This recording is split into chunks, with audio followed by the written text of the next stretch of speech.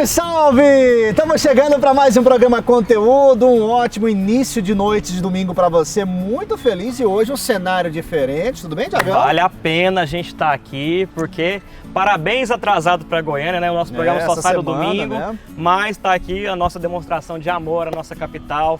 Nós te amamos, Goiânia. 86 anos. É verdade. Já é uma idosa. Para outras capitais, se a gente comparar, é um bebezinho, mas esse número realmente ela já é uma idosa, não é verdade? É uma idosa. E falar em idoso, hoje o nosso tema tem tudo a ver. Olha, a gente trouxe duas especialistas para falar desse assunto tão importante, tão essencial, porque às vezes hoje você não está na melhor idade, mas vai chegar lá, não é verdade? Todos nós vamos chegar, né? Você se planeja? Você se planeja? Rapaz, eu tento. Pois é, tem que ter planejamento. É verdade. Para falar com a gente, nós trouxemos duas autoridades. Uma tem uma instituição privada que cuida dos idosos e outra trabalha para o Estado nas instituições públicas que também faz esse serviço de auxílio às pessoas na terceira idade, não é verdade? Então vai ser muito bacana para você que tem dúvidas, se você que tem um avô, um pai, que pode ser que precise de uma ajuda, você vai tirar todas as dúvidas hoje. E para você que está na melhor idade, também vai aprender muito com essa aula que nós tivemos hoje no programa Conteúdo. Então a partir de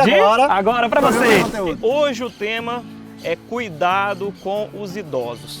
E para a gente falar, entender um pouquinho como que funciona esse mundo, esse segmento, esse trabalho, nós convidamos Eliacibe, tudo bem? Tudo bem. Seja bem-vinda ao nosso programa. Obrigada. E Josiane, tudo bem? Tudo bem.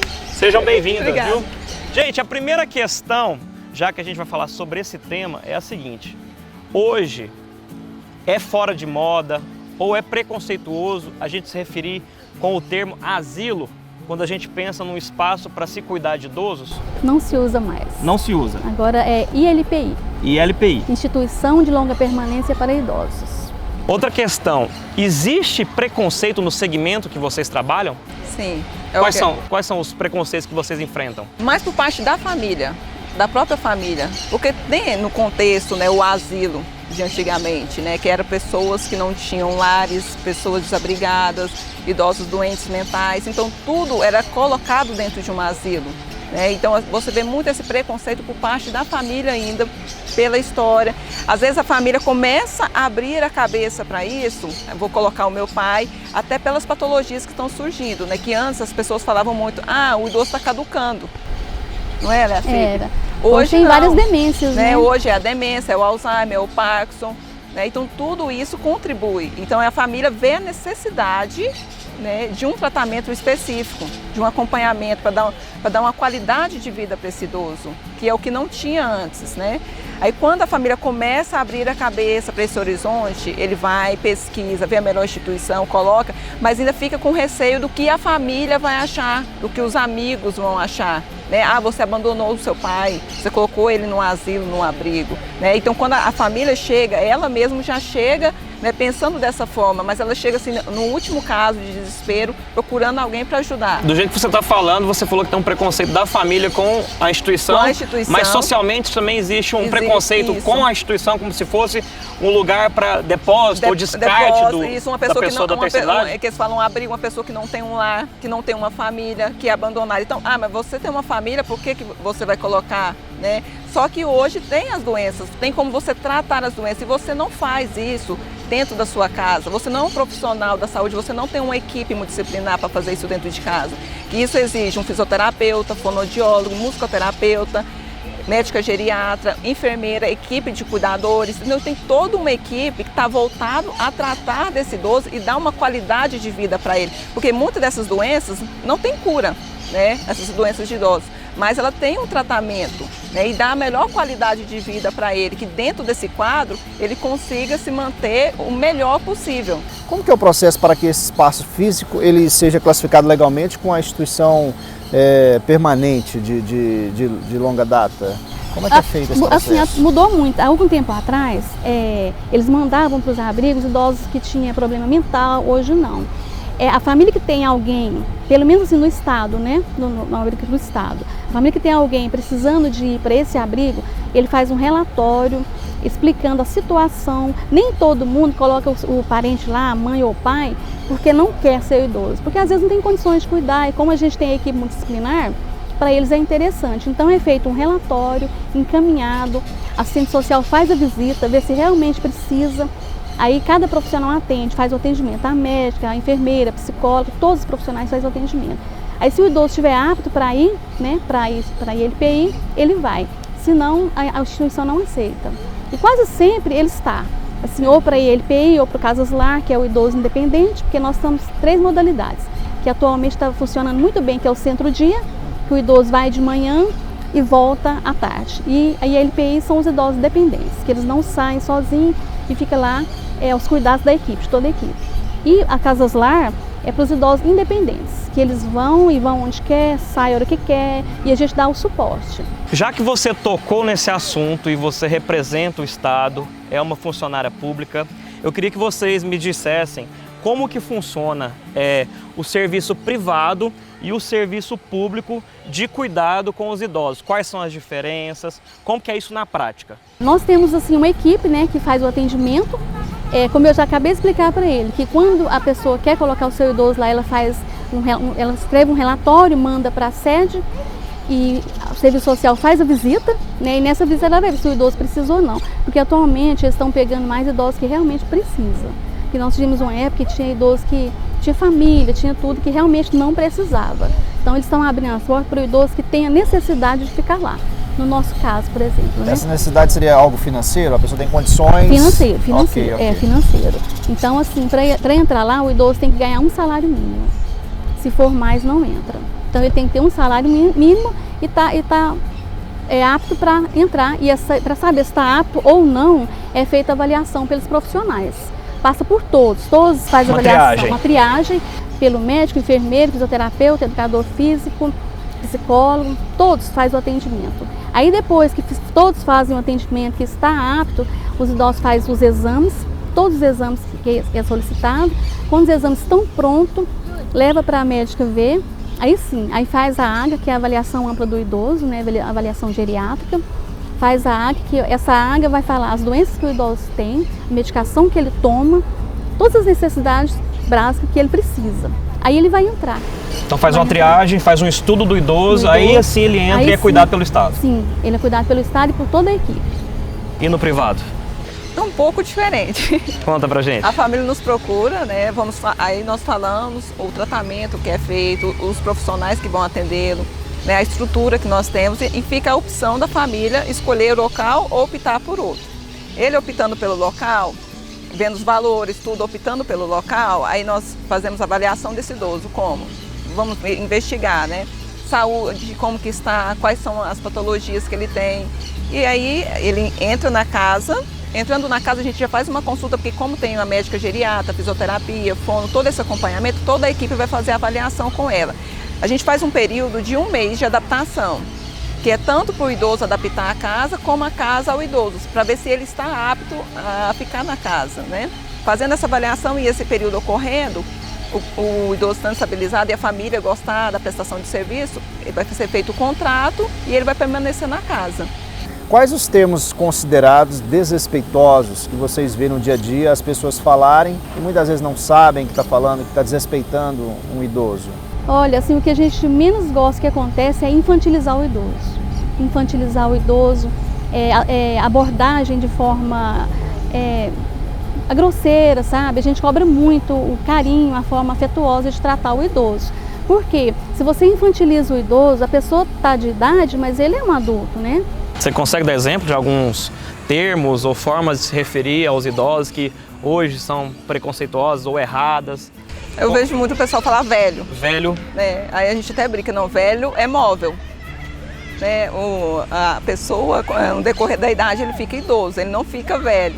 Né? E essas coisinhas mesmo, como a Iraci estava falando, que é ficar infantilizando, né? Como se fosse uma criança, estivesse o tempo todo conversando com ele, lidando com ele como se fosse uma criança. Não, ele é uma pessoa normal, como qualquer outra pessoa, né? Apenas com uma maior idade. Aquela pessoa que tem um idoso em casa, que observação que ela tem que ter para ela procurar? O que ela tem que olhar? Qual a dificuldade que esse idoso precisa estar passando para ele repensar em querer manter dentro de casa ou procurar uma instituição? Os idosos, eles começam a dar sinais que não estão bem. Alteração de sinais vitais, que é pressão arterial, temperatura, começou essas alterações, dificuldade de deglutir. Então, assim, às vezes o idoso fala assim, eu estou engasgando. Então, assim, para a gente não é nada, mas para o idoso já é um sinal de uma doença chamada disfagia, que já tem que entrar com a fonoaudióloga. Então, assim, é aí a importância de procurar ajuda. Por quê?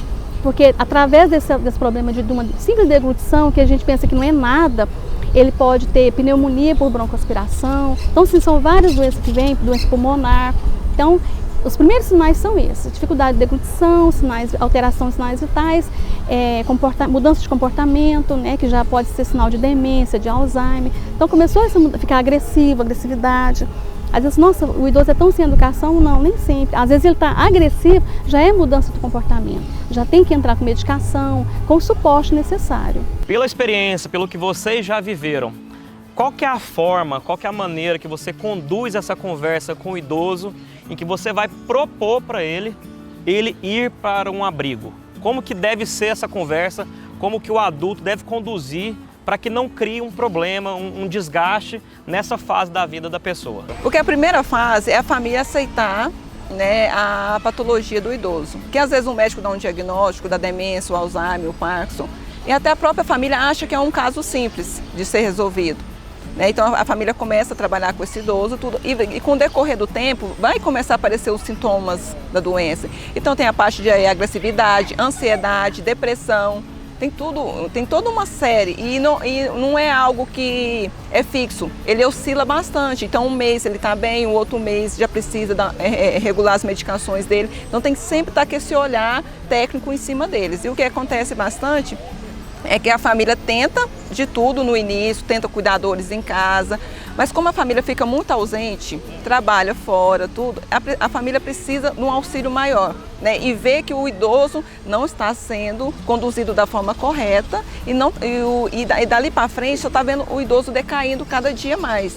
Aí a família nos procura e quando eles perguntam como que eu vou falar para o meu pai ou para minha mãe, eu pergunto para ele como é o seu pai ou sua mãe, a personalidade do seu pai e da sua mãe. Não, é uma pessoa calma, que aceita, que você conversa com ele. Então você vai chegar nele da forma mais simples possível. Olha, achamos um local, né? Gostamos bastante, que o senhor vai ter novos amigos, um local onde vai ter profissionais e passa para ele toda uma listagem desses profissionais, o que esses profissionais vão fazer com ele para melhorar a qualidade de vida dele, né?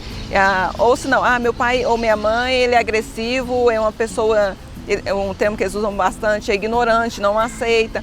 Então a nossa abordagem vai ser mais diferente. No caso, o filho, a filha vai falar para o pai, né? Pai, olha, está acontecendo isso, hoje eu trabalho fora, não tem como ficar em casa, o senhor precisa de uma atenção especial, né? E nós não temos como dar essa atenção para o senhor, né? Vamos fazer um teste, uma adaptação, para ver se o senhor gosta, o que o senhor vai achar do ambiente. Aí, depois disso, o senhor vai me falar se o senhor vai gostar ou não. Aí, fazendo isso, a família leva, a gente conversa com ele também quando ele chega na residência, passa todas as informações para ele. E ali, às vezes, até esse idoso que era mais fechado, ele fica um idoso mais intrometido, porque o que acontece? Ele sempre vai estar conversando com os outros, vai criar um vínculo de amizade, né? As meninas são muito carinhosas que trabalham com eles, os profissionais são muito carinhosos. Às vezes tem idoso que a família fala para ele, pai, você quer voltar para casa? Não, eu gosto de ficar aqui. Eu sou muito curioso com essa questão de como você comunica, como você relaciona com o idoso, né? Nessa fase da vida, como não ter problemas, porque eu acho que é muito importante para quem está assistindo, tanto quem é jovem quanto quem é idoso, a comunicação, às vezes mal feita, ela causa problemas no destino da família, não é verdade? Às vezes uma conversa errada que você tem com o familiar, você quebra uma relação, estabelece ali um tabu, um remorso, um rancor, um trauma. Então eu acho que é muito importante a gente dar dicas sobre essas questões de comunicação com os idosos.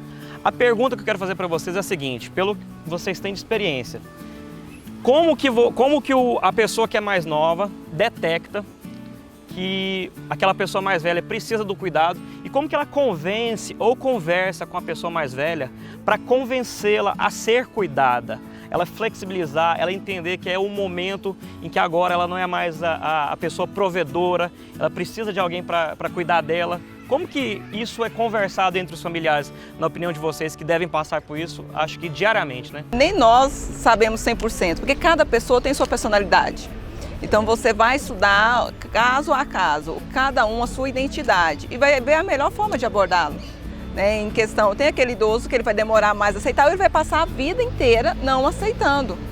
Né? E tem um idoso que tudo ele aceita tranquilamente, ele acha tudo positivo, ele gosta daquela atenção. Então é você respeitar o momento dele, né, a pessoa dele, e saber trabalhar e levá-lo da melhor forma possível, sempre com respeito. A gente cita isso bastante com todos os profissionais que trabalham lá. O teu tom de voz que você usa tem que ser diferente. Mas a principal dificuldade que os idosos têm, que eu percebo, é a perda da autonomia. A perda da autonomia, isso que eu tô falando. A perda da autonomia é um sofrimento muito grande para eles.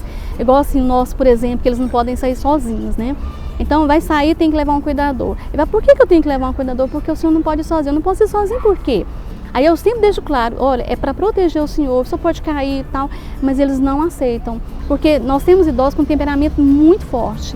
E o sofrimento deles na perda da autonomia, gente, vocês não têm noção. É muito grande. Principalmente da parte dos homens. Os homens são mais. Nossa! Opa! Vocês nos dão trabalho. Eles não assumem que precisam e não reconhecem que precisam do cuidado. Nossa. Eles sempre acham que podem fazer tudo sozinhos. É onde machuca, onde que acontecem as coisas todas. Aí você vai sentar, explicar para ele, né? Josiane, você falando essa questão de dificuldades, quais hoje as principais dificuldades que para vocês duas a pergunta, que o idoso tem nesse momento da vida dele? Tem como numerar algumas dificuldades maiores? Você vê que ele sente muito falta do trabalho, né? Aposentou, e agora o que eu vou fazer? Né? Eu fui uma pessoa ativa a vida inteira, e agora? Eu não tenho para onde ir, eu não tenho o que fazer. Então você tem que procurar sempre estar trabalhando isso com eles, né?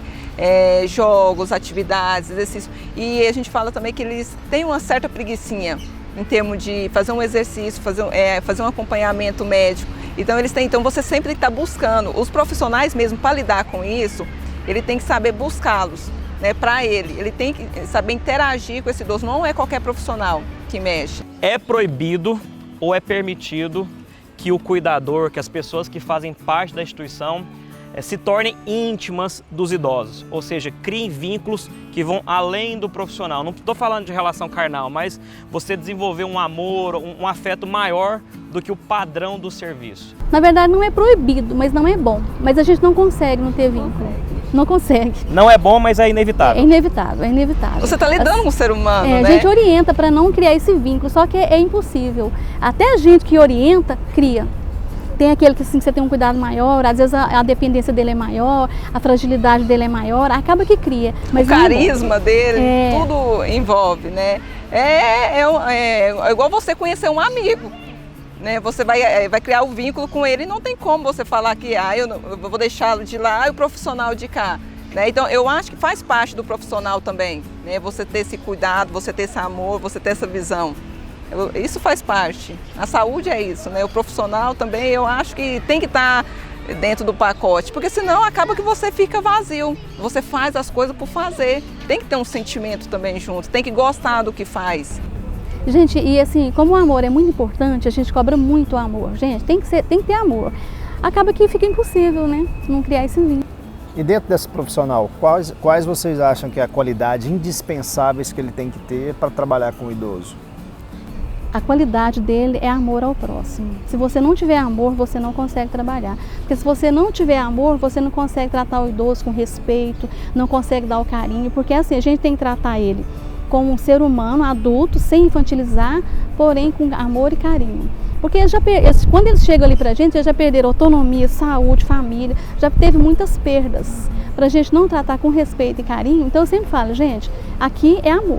Então quando vocês vão avaliar um profissional da área para tratar o idoso, pode chegar com o melhor currículo do mundo. Se não tiver amor, se não for uma pessoa mais humana, não consegue trabalhar. Exatamente, eu participei dos 2 últimos processos seletivos, podia estar lindo o currículo lá, eu olhava a forma de falar, eu não tenho muita paciência nem com meus filhos.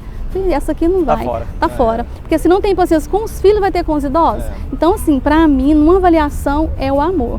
Pode ter o currículo mais lindo que tiver, se não tiver amor, não vai. Como se preparar para a terceira idade? Acho que poucas pessoas se preparam para esse momento. Então, na opinião de vocês, que vocês no dia a dia, né, trabalham com as pessoas, né, que estão na terceira idade, que dica vocês dariam para os nossos telespectadores como preparar para a terceira idade? Principalmente sobre 2 aspectos, emocional e financeiro. Gente, é aceitação. Nem todo mundo vai aceitar, porque não é fácil. Até a gente que trabalha, eu fico pensando, como será quando eu estiver nessa situação?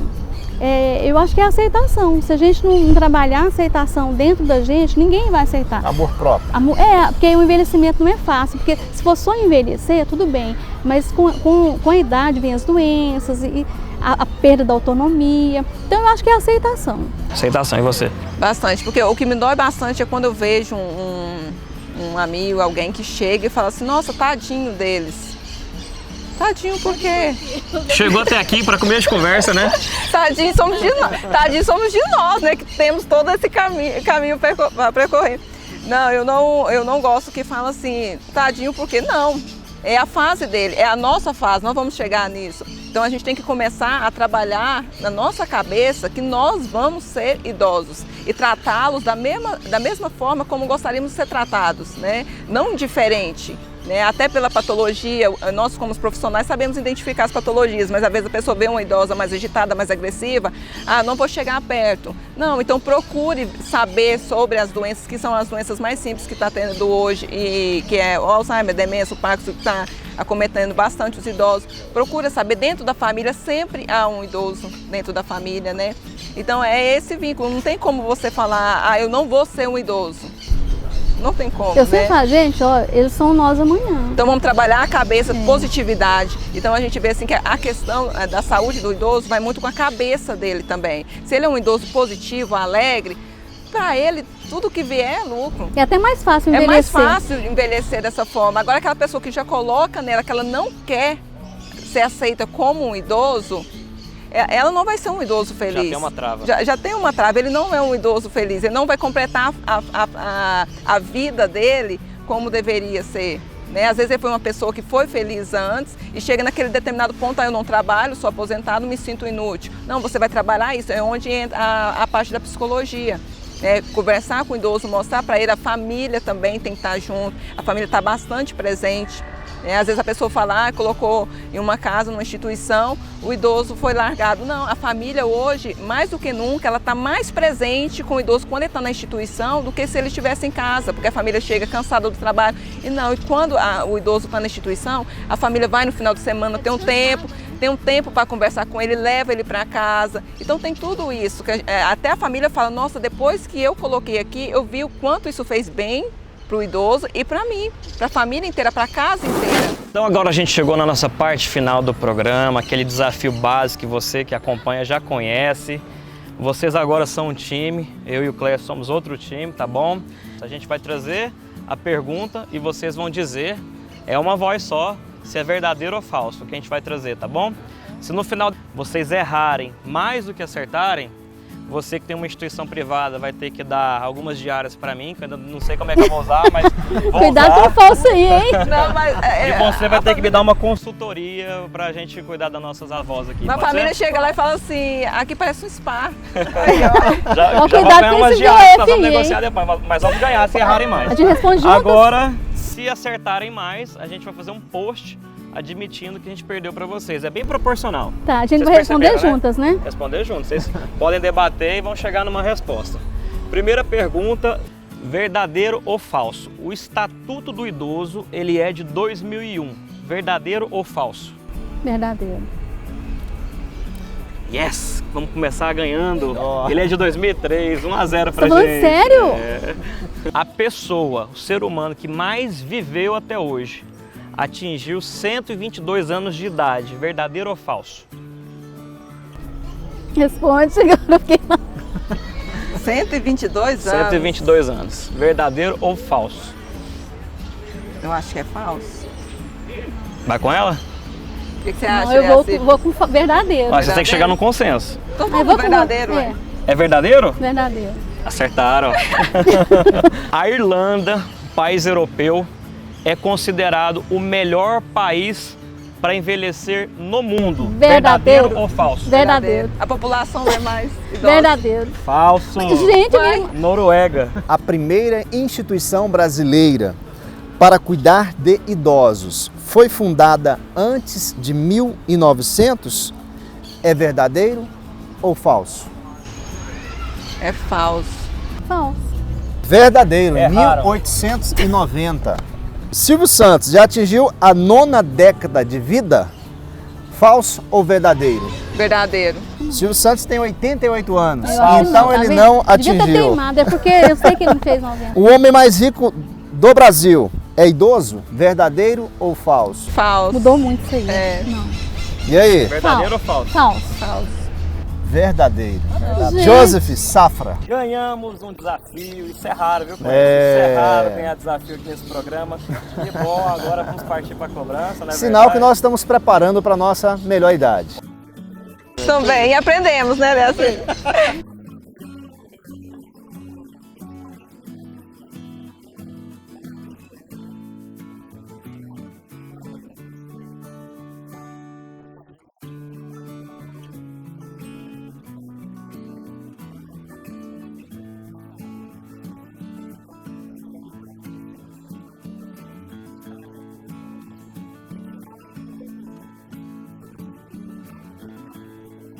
Que bate-papo super legal e bacana que nós tivemos hoje no programa Conteúdo. Nossa, você tá né? doido, que aula bacana. Muito bom a gente aprender um pouco mais sobre a melhor idade, né? Muitas pessoas que têm dúvidas, hoje com certeza tirou elas durante o programa Conteúdo. É verdade, ó, parabéns para vocês, profissionais que auxiliam as pessoas na melhor idade para levar mais conforto, saúde. O nosso muito obrigado também a você que está aí nos assistindo na TV, na internet, nos dá audiência. Muita gratidão a vocês. Desejo uma excelente semana e também o Clécio vai dar um recado final para quem quiser acompanhar o programa Conteúdo nos meios digitais. Vamos deixar a dica para a galera que gostou desse programa e quer assistir todos os outros programas também, né, Tiago? Você vai poder ir lá no nosso canal do YouTube e vai ser muito bom estar com você, tá aqui na telinha, né? Programa Conteúdo. Você vai lá, assiste e vai ser muito bom ter a sua companhia lá conosco. Temos também a nossa fanpage, Facebook, Programa Conteúdo GO. E também o nosso Instagram, para você acompanhar durante a semana as nossas gravações, aonde nós estamos. Antes de ir para o ar, você vai também poder acompanhar lá no Programa Conteúdo pelo nosso Instagram. E nós vamos embora. Até semana que vem tem muito mais para você, Programa Conteúdo. Valeu, gente. Tchau, tchau.